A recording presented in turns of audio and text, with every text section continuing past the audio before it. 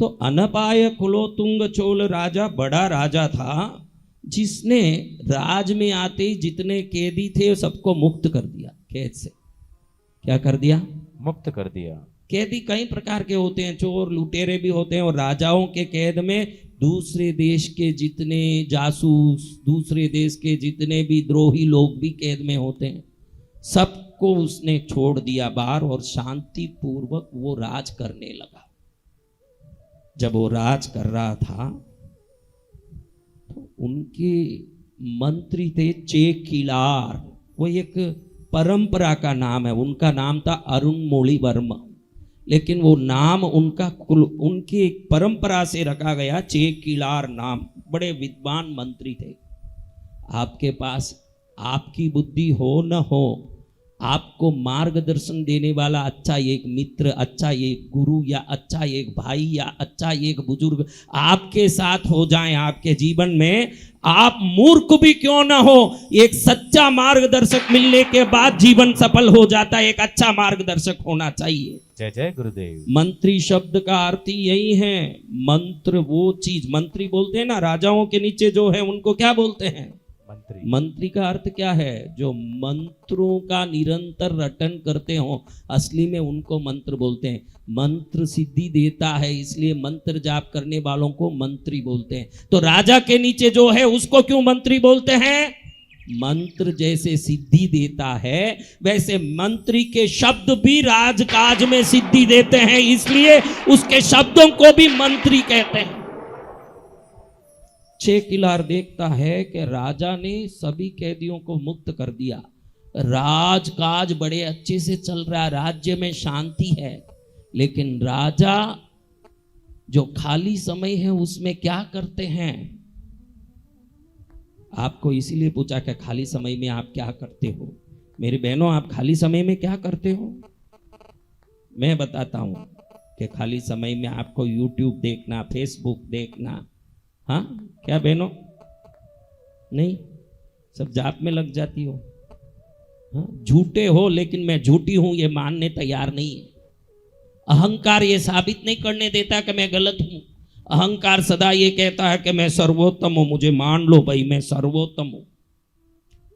अब राजा हरदम श्रृंगार रस से भरे हुए कथाएं पढ़ने में लगा हुआ है। अनपाय क्लोतुंग चोल, बहुत बड़ा राजा, राजराज चोल के बाद बहुत बड़ा नाम उसका, लेकिन वो पढ़ता क्या है? चेकिलार देखे कि इतना बड़ा राजा, अगर इसका समय सही ढंग से उपयोग हो जाए तो उसके यथा राजा तथा प्रजा, शास्त्र क्या कहता है? यथा राजा तथा प्रजा, यानी क्या? तो राजा आमोद प्रमोद में अगर समय बिताएगा तो फिर प्रजा कैसी होगी? कैसी होगी मेरी बच्चियों? राजा जैसी। तो मंत्री ने हाथ जोड़ के कहा, राजन, श्रृंगार रस को पठन करने जैसा, श्रवण करने जैसा तो है, लेकिन ध्यान रखो, नव रस है। कितने रस? नव रस। रस कितने हैं?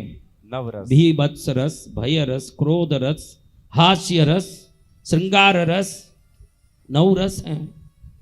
इन 9 रसों में अगर किसी रस से सभी रस सफल होते हो तो वो है भक्ति रस। जय जय गुरुदेव। कौन सा रस? भक्ति रस। भक्ति करता छूटे मारो प्राण। किसी को भगवान ने पूछा, तुझे क्या चाहिए? आप सबको पूछ लें किसी को क्या चाहिए, तो आपके पास लिस्ट पहले से ही रेडी है। हाँ, आपको क्या चाहिए? क्या चाहिए? मर्सिडीज दे दो प्रभु, नया मॉडल देना, और घड़ी घड़ी रिपेयर ना हो, मेंटेनेंस ना करना पड़े प्रभु। हाँ, और बंगला ऐसा देना कि पड़ोसी शांत हो। हाँ, अपने पास लिस्ट रेडी है कि नहीं बहनों? देखो। हाँ, तो किसी को भगवान ने पूछा क्या चाहिए, वो कहता है आज भक्ति है इसलिए आप पूछते हो कि मुझे क्या चाहिए, या आप पूछने आए हो क्योंकि मेरी भक्ति ने आपको जगाया है। इसी भक्ति से प्राण निकल जाए तो आपके चरण में ही पहुंच जाऊंगा, यही मुझे चाहिए और कुछ नहीं चाहिए। भक्ति करता छूटे मारो प्राण एवा हूं मांगू छू। भक्त कहता है। अनपाय क्लोतुंग चोल को चेकिलार कहते हैं कि राजन भक्ति रस चाहिए जीवन में, ये रस से आपका राजा बनना शोभा नहीं देता। तो राजा मंत्री को पूछता है कि भक्ति रस, कैसा भक्ति रस, बताओ कि मैं क्या पढ़ूं। तो चेकिलार कहते हैं कि शंकर के दरबार में शंकर के अनन्य भक्त कैलाश में शंकर के सखा बन के शंकर के साथ घूमते थे। कहाँ घूमते थे? शंकर जी के साथ में। शंकर की सखा कैसे होंगे? देखो शंकर के एक सखा है कुबेर देव। कौन है? कुबेर देव। हाँ, कुबेर शंकर के मित्र हैं, इसलिए शंकर की भक्ति करते हैं ना, उनको कुबेर अनायासी प्राप्त हो जाते हैं, अलग से कुछ करना नहीं पड़ता। तो ऐसे शंकर के सखा थे सुंदर मूर्ति, उनका नाम। क्या नाम? सुंदर मूर्ति। एक दिन फूल तोड़ने जा रहे हैं, शंकर जी के लिए बिल्व पत्र तोड़ने जा रहे हैं, कैलाश के पुष्प वनों में जा रहे हैं। वहां अचानक उनका नजर दो स्त्रियों पर पड़ा। हाँ? किन पर पड़ा? दो स्त्रियों पर। स्त्रियां बोलना तो गलती है, दो कुंवारी कन्या बोल सकते हैं। उन कन्याओं पर पड़ी। कन्याएं बड़ी सुंदर, एकदम आश्चर्य में पढ़ के देख रहे हैं, दोनों कन्याएं भगवती पार्वती की सखियां हैं। किन की सखियां? भगवती पार्वती की। पार्वती की दो सखियां। और ये कौन है? पुरुष कौन है? शंकर जी के सखा। शंकर जी के सखा। सखा का नजर सखी पर पड़ गया। सखियां दोनों सुंदर, ऐसे ही नजर पड़ी, वो दोनों भगवती पार्वती के लिए कमल पुष्प और कनेर तोड़ने आई हुई है, और ये बिल्व पत्र और भगवान के लिए कुछ विशेष पुष्प तोड़ने आए हैं। अब पुष्पों के वृक्ष पर नजर जाना छोड़ के एक दूसरे पर नजर गया, और उसी समय भगवान शंकर का उस तरफ आना हुआ। जैसे ही प्रभु ने देखा कि ये एक दूसरे में लय हो रहे हैं, तो प्रभु जी ने सुंदर मूर्ति को कहा कि भाई, ये जो स्थान तुम बैठे हो, आपको भी कहता हूं, अन्य क्षेत्रे कृतम पापम तीर्थ क्षेत्रे विनश्यति, तीर्थ क्षेत्रे कृतम पापम वज्रलेपो भविष्यति। जिस जगह रह के जो काम करना चाहिए वो काम नहीं करोगे तो उस जगह से 1000 गुना पाप लेके जाओगे आप। अन्य जगहों में देखो, वैश्यालय किस लिए? भजन करने के लिए। वैश्यालय किस लिए? बोलो, वैश्या का घर किस लिए है? भजन करोगे वहां बैठ के। और भजन का घर किस लिए है? भजन करने के लिए। और भजन के घर में बैठ के दूसरे दुष्चिंतन करते रहोगे तो महापाप लगेगा कि नहीं महाराज? लगेगा। तो दूसरे क्षेत्र में इतनी सावधानी बरतने की जरूरत नहीं, कृष्णगिरी में बहुत सावधान रहने की जरूरत है, क्योंकि इस जगह रह के गलत विचार किया तो 1000 गुना पाप लग जाएगा। इस जगह में रह के मात्र भक्ति का ही विचार करना चाहिए। क्या विचार करना चाहिए? भक्ति का। हाँ, अन्य क्षेत्रे कृतम पापम तीर्थ क्षेत्रे विनश्यति, तीर्थ क्षेत्रे कृतम पापम वज्रलेपो भविष्यति। इस जगह में दूसरे विचार नहीं करना। भगवान शंकर कहते हैं अपने सखा को बुला के, मित्र देखो, ये कैलाश है, ये कैलाश पर्वत की परिधि के अंदर विचार से, बुद्धि से, वाणी से, प्रज्ञा से, चेतना से और श्रद्धा से, पांचों से भी सिर्फ शिव को ही याद किया जाता है और कुछ नहीं किया जाता इस क्षेत्र में। यहां रह के तुमने अगर दूसरी चीज का विचार किया तो इसका अर्थ है कि तुमको अब यहां रहने का अधिकार नहीं है। तुम धरती में जाओ, दक्षिण में जा करके तुम जन्म लो। ये दोनों कमलिनी और अनिंदिता नाम से दक्षिण में जन्म लेगी। इन दोनों से तुम विवाह करके संसार के बंधन को पूरा करो, बाद में ही वापस कैलाश आना, क्योंकि कैलाश में कैलाशपति के सिवाय अन्य किसी का विचार करने की अनुमति नहीं है। क्या विचार करना? सिर्फ कैलाशपति का ही यहां विचार किया जाता है। दूसरा विचार किया, चल यहां से निकल। भगवान ने उनको श्राप या वरदान, जो सोचो इस दोनों भी है, मन में आई लड़कियों के प्रतिभाव तो उन लड़कियों को ही पाने का आशीर्वाद भी समझो, और कैलाश से मुक्त होके च्युत होने का श्राप भी समझो। आप जैसे समझो वैसी बात है। दोनों को निकाल दिया प्रभु ने, स्त्रियों को और पुरुष को भी निकाल दिया, जो तिरुवारूर नाम के दक्षिण भारत के क्षेत्र में जन्म लिए। और उन्होंने ही ये 63 भक्तों की कथा लिखी बाद में। ये बहुत बड़ी कथा है, उनकी कथा खुद, ये सका की कथा वो बोलने जाऊं तो ये इन्होंने जो 63 भक्तों की कथा लिखी, इस कथा को पढ़ने के लिए चेकिलार ने अनपाय क्लोतुंग चूल को प्रेरणा दी। तो उन्होंने कहा कि ये कथा आप लिखिए। मंत्री को बोला आप लिखिए। मंत्री ने कहा इसको लिखने के लिए मुझे चिदंबरम, जहाँ दक्षिण में तमिलनाडु के चिदंबरम जहां भगवान नटराज रहते हैं, 72,200 सोने के ईंटों से आज भी जो मंदिर बना हुआ है, सोने के ईंटों से, जहां पतंजलि और व्याघ्रपाद दोनों नृत्य करके आज भी भगवान को रिझाते हैं। जो बाबा रामदेव ने पतंजलि ब्रांड बनाया ना, उससे आप पतंजलि जानते तो हो। अंजलि में, अंजलि यानी हाथ, एक स्त्री हाथ को ऐसे करके चिदंबरम के पास की कावेरी नदी में खड़ी खड़ी स्नान करके सूर्य को अर्घ्य दे रही थी। और जैसे ही अर्घ्य दे रही थी उस समय आकाश से भगवान आदिशेष को मन में आया कि मैं विष्णु के सदा सिर पर सैया करके बैठता हूं और मैं देखता हूं कि विष्णु सदा शिव शिव शिव शिव जाप करते हैं। तो आखिर ये शिव की महिमा इतनी क्या है, मुझे शिव शंकर के चरण में ही रह के शिव की महिमा सुननी। तो विष्णु को पूछा कि प्रभु मैं शिव महिमा जानना चाहता हूं, मुझे आज्ञा दीजिए। तो भगवान नारायण ने कहा कि शिव महिमा जानना हो तो कैलाश में भी नहीं जान सकता, न पृथ्वी में भी नहीं जान सकता।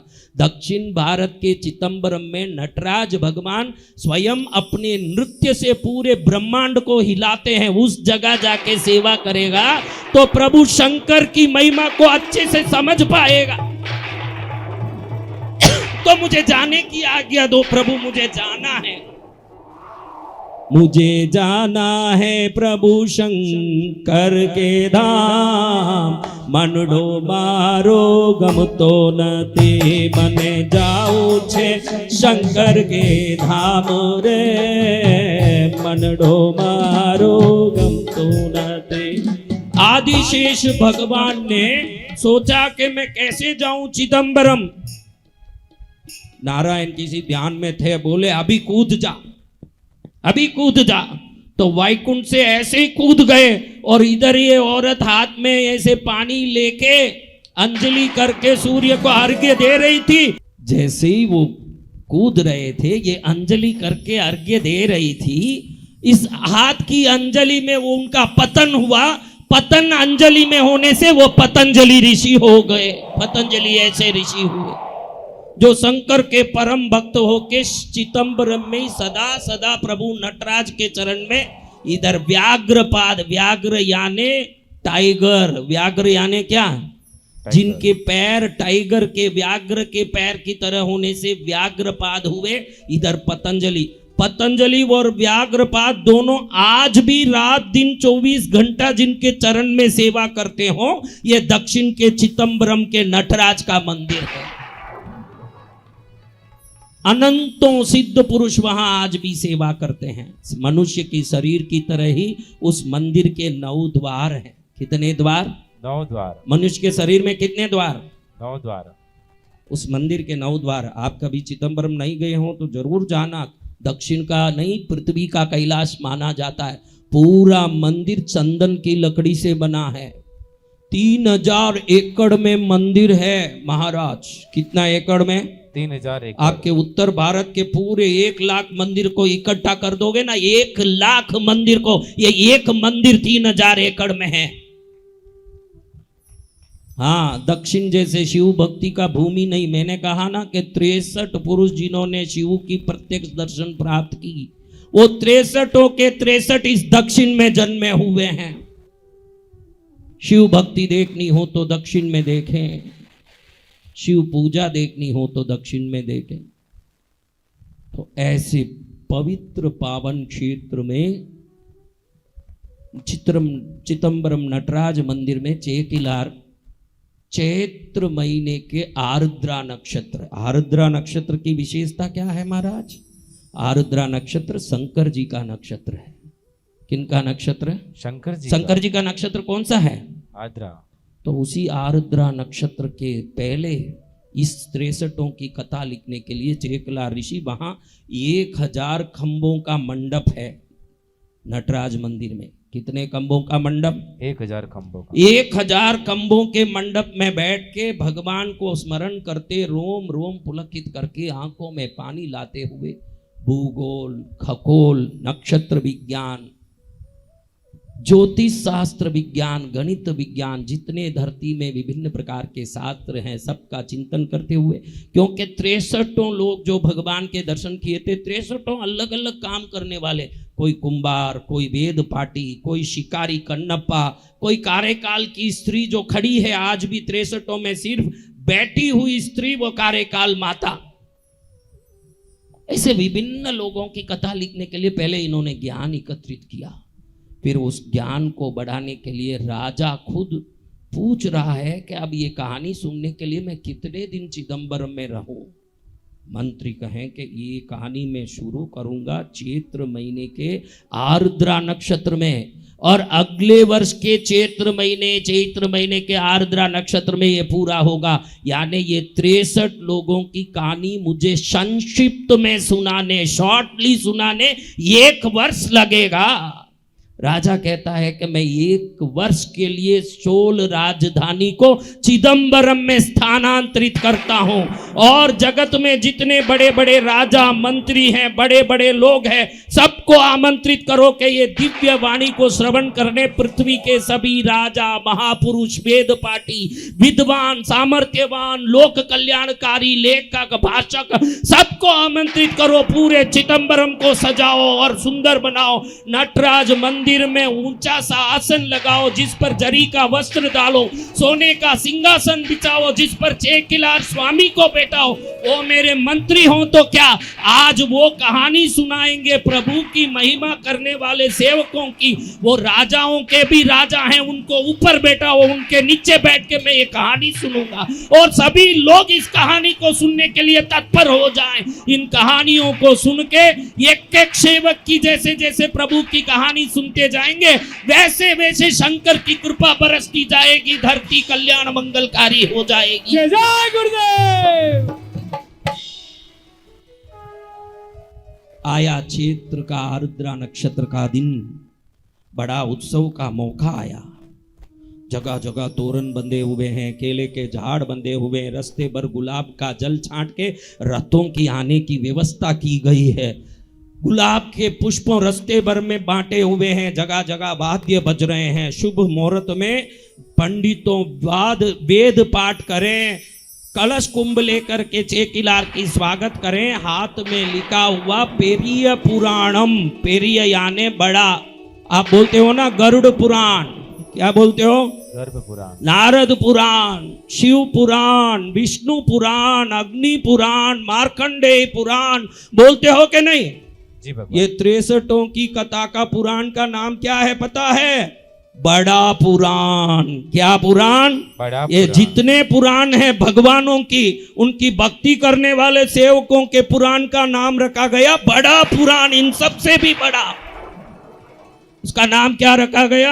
बड़ा पुराण। हाथी पर सोने की अंबारी लगा के, अंबारी के पीछे स्वयं अनपाय क्लोतुंग चोल राजा दोनों हाथ में चावर डोल रहा चेकिलार मंत्री का, और आगे मंत्री सोने के थाल में लिखा हुआ पुराण हाथ में लेके चल रहे हैं। आकाश से देवता पुष्प बरसा रहे हैं, जैसे लीला एकदम चेतनमय होके सुन रही है, इस प्रकार से बरसा रहे हैं आकाश से देवता पुष्प। कैसे बरसा रहे हैं? और मंदिर में प्रवेश हुआ, मंदिर में मंच लगाया गया है। क्या लगाया है? मंच लगाया गया। सोने के मंच पर मखमल की आसन बिछाई है, उस पर चंदन के पाटे पर सोने की थाली रखी, सोने के थाली में पुष्प बिछाए, उस पर वो बड़ा पुराण रखा गया। आगे चेकिलार हाथ जोड़ के आंख में अश्रु बहाते हुए कहते हैं कि धन्य प्रभु, मैं मंत्री था, मेरे द्वारा हजारों राजकाज होने थे, मैं राजपाट को संभालने वाले राजा को मार्गदर्शन देने जाता तो 1000 प्रकार के पाप ताप संताप में लिप्त होना पड़ता, मुझे उससे छुटकारा दिला के आपके भक्ति में लगा दिया आपने, मुझे धन्य कर दिया मेरा जीवन, आपको अनंत कोटि प्रणाम। चेकिलार शुरू करते हैं भगवान की भक्तों की कथा। ये कथा बड़ी लंबी है, मैं अब ये कथा 5 दिन शिवरात्रि के लिए ही नहीं सुना रहा हूं, आगे जो 16 दिन यहाँ कार्यक्रम चल रहा है, पूरा 16 ही दिन इसी कथाओं को सुनाते जाने वाला हूं, ताकि इन कथाओं को सुन के हम समझ पाए कि हम कितने नालायक और तुच्छ हैं। ये सुनने के बाद उनकी महिमा समझ नहीं पड़े तो चलेगी, अपनी गलतियां जरूर हमको समझ पड़ जाएगी, ये पक्की बात है कि मैं कितना गलत हूं न कितना पापी हूं। ये समझ आ जाए तो हमसे बड़ा योग्यवान कोई नहीं है, ये समझ आ जाता है अच्छे से इन कथाओं में। वो बैठ के वहां कथा शुरू करते हैं। इस कथा को लिखा ना जब चेकिलार, तो कोई भी चीज में स्टार्टिंग ट्रबल एक होता नहीं बेटा दिनेश जी। तुम लोग भी पहले जब मंच में बोलने गए होंगे बहुत साल पहले, तो क्या बोलूं ये सोच आया होगा, नाचने वाली को कैसे शुरू करूं ये सोच आता है, गायकों को कौन से गीत से शुरू करूं ये सोच आता है, और कैमरामैन को किस एंगल से लूं ये सोच आता है। तो ये हर एक को आता है जिसका नाम है स्टार्टिंग ट्रबल। क्या है? Starting trouble.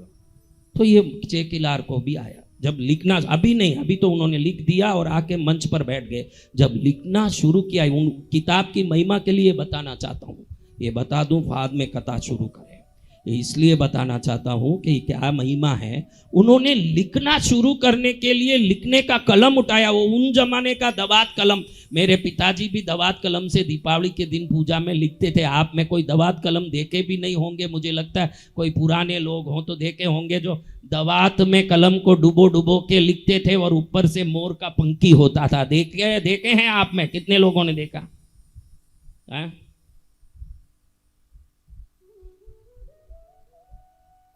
जैसे ही दवात में कलम डाला, लिखना शुरू किया, बिल्कुल लिखने का समझ नहीं आया कि आखिर लिखूं क्या।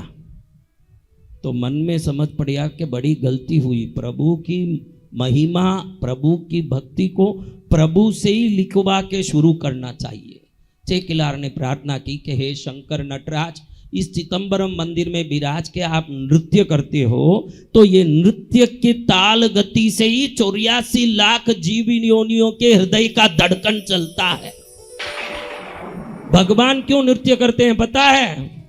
जिस दिन उनका नृत्य बंद हो जाएगा, संसार की लीला बंद हो जाएगी। और नृत्य नहीं है, वो संसार का ताल लय है। आपके अंदर एक चीज चलती है ना, टिक टिक टिक टिक, क्या है वो? प्रभु के ताल लय से चलने वाला हमारा जीवन का ताल लय है। अगर उस दिन वो प्रभु का ताल लय बंद हो जाएगा, हमारा ये चलना फिरना, संसार प्रपंच ब्रह्मांड का हलन चलन बंद हो जाएगा। ये प्रभु की लीलामय, ये दिव्यमय, ये प्रभु की शक्ति को मैंने सोचा नहीं, मैंने खुद ही दवात में कलम डाल दिया, गलती कर दी। प्रभु आप शुरू कराइए, ये इतनी बड़ी 63 सेवकों की कथा मैं कहां से लिखूं, आप लिखवाइए। सीधे उठ के गए नटराज के मूल स्थान पर, जहां शिवकामी माता शिव पर ही अपना कामना बना रखती है, इसलिए पार्वती माँ का चिदंबरम में नाम है शिवकाम सुंदरी। सुंदरी तो है ही, बड़ी सुंदर, माँ से बड़ी सुंदरी जगत में कौन हो सकती है। लेकिन शिव की ही, उसके मन में एक ही कामना है कि मैं शिव का ध्यान करती रहूं, इसलिए वहां उनका नाम है शिवकाम सुंदरी। और भगवान भी नृत्य करते हैं तो सीधा नृत्य नहीं करते, अपनी पत्नी की ओर मुख करके नृत्य करते हैं। कहते हैं कि जो मेरी कामना करके जीवन बिताते हैं, वो मेरी पत्नी हो या मेरे सेवक हो या मेरे भक्त हो, मैं उनका हो जाता हूं और मेरा मुख उनकी तरफ हो जाता है, मैं सदा उनका बन जाता हूं। तो सीधे नटराज मंदिर में जाके चेकिलार स्वामी हाथ जोड़ के कहते हैं कि प्रभु, मैं लिखना शुरू करके मूर्ख बन गया स्वामी, गलती हो गई। लिखना था आपको, मैं क्या लिखूं? आपके चरण की सेवा किए हुए भक्तों को आपसे ज्यादा कौन जान सकता है। आप शुरू कीजिए, आंख में आंसू बहाते हुए, गलती की क्षमा मांगते हुए, चरणों में गिर के फुट फुट के रो रहे हैं सेकिलार स्वामी।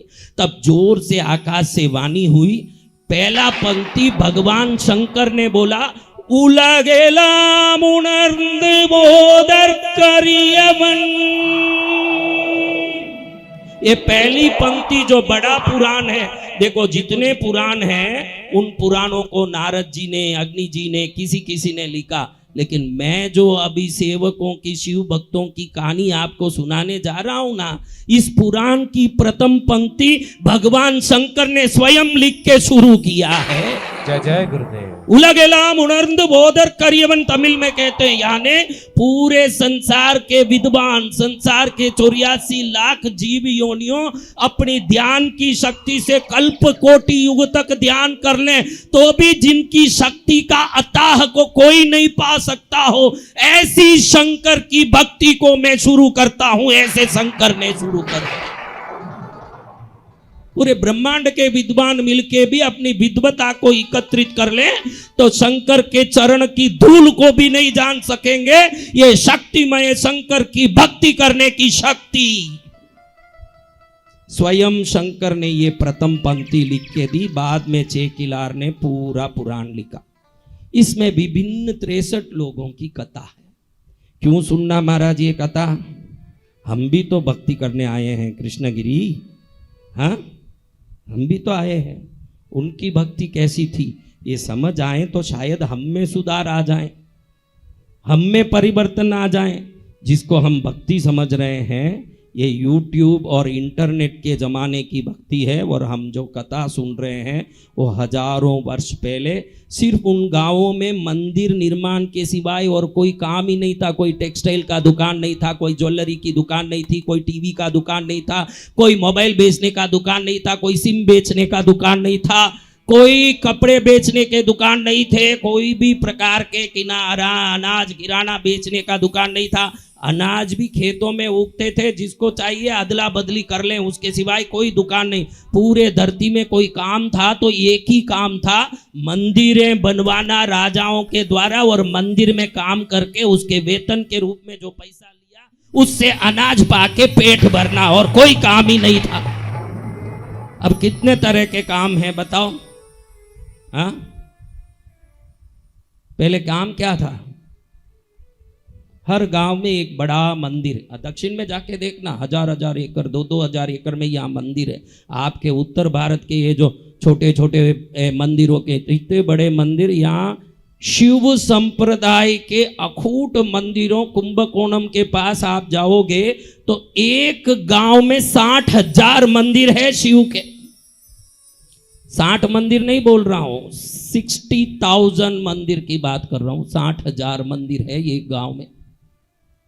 ऐसे प्रभु के अनन्य भक्तों से भरे क्षेत्र में श्री चेकिलार स्वामी अनपाय कुलोतुंग राजा को ये कहानी, जो कहानियों ने पहले ही चंद्रमूर्ति राजा धरती में आके तिरुवारूर में जन्म लेके आनंदिनी कमलिका के साथ शादी करके ये 63 की कहानी लिख चुके, उस समय भी भगवान ने ही सुंदरमूर्ति स्वामी को भी कहानी लिखने के लिए प्रथम पंक्ति लिख के दी।